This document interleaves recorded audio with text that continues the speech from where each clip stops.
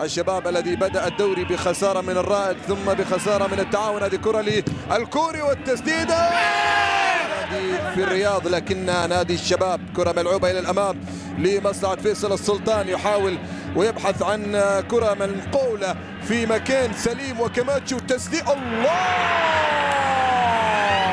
نادي آخر، لكن بالنهاية التجديد كان للنادي والكرة منقولة إلى الأمام. حسن معاذ الآن وربما العرضية موجودة بالفعل الله يا سلام يا سلام. جانب لاعبيه الوحدة والكرة من الجهة اليمنى، العرضية تأتي من محبوب والفرصة الوحدوية وبالجول عن طريق مهند عسيري.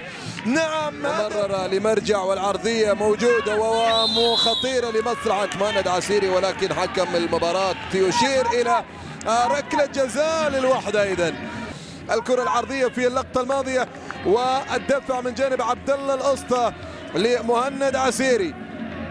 الدفع على ما يبدو من جانب عبد الله الأسطى لمهند عسيري، وبالتالي الحكم لاحظ هذه اليد الأسطى. وليد عبد الله في مرماه ومهند عسيري ربما يحط الثاني. لا يمكن أن يستهان به. كرة على الجهة اليمنى الآن عند وليد محبوب، والكرة العرضية وتمر وتذهب لمصلحة ماجد الهزاني، يلعب كرة ويسدد.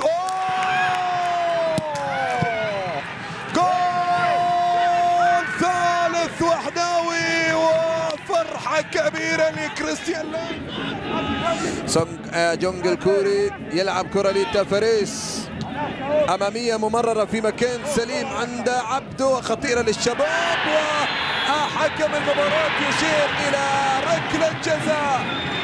لاحظ الكرة الماضية ماجد بلال ربما كان بإمكانه واللاعب المدافع عبد العزيز البيشي، ما الذي تفعل يا رجل؟ وبالتالي ركلة جزاء شبابية، ركلة جزاء شبابية لمصلحة أمين. ناجي مجرشي يحط كرة بالجول، حط